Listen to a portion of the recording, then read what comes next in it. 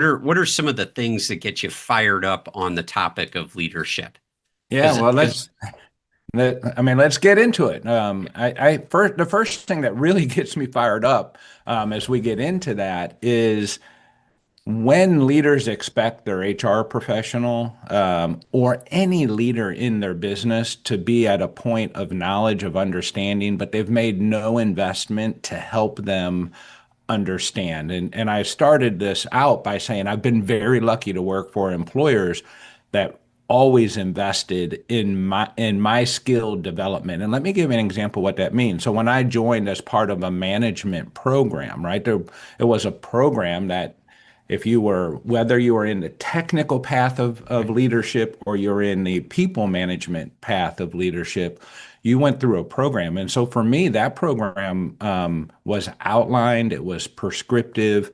And, really for the first almost 18 months, I never did the job I was hired to do. I was learning to do the job the way that the organization thought it would be most valuable. So here's what I mean by that.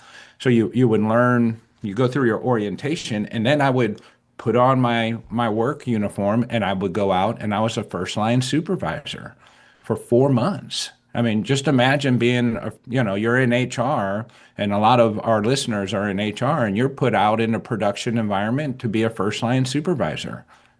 Oh, and by the way, on third shift, right? It wasn't the day shift. They weren't going to give me that job. It was the third shift job. you were a youngster at that time, Phil. You could stay up late. I had no problem staying up. I just didn't want to do it. And it wasn't, productive for my family for all the same reasons that people talk about today. But I did it, right? And the things that I learned definitely helped me later in life become better at serving that part of the business. And then after that, you went into quality control. All right. Well, that was a different cycle. And then after that, you would go into finance. Now, I know by working with HR pros all the time, I go, okay, who in here really believes, they understand the P&L and how the financial management of the business is operating, and could stand up and train someone on a profit and loss statement and a balance sheet. And there are very few hands that go up.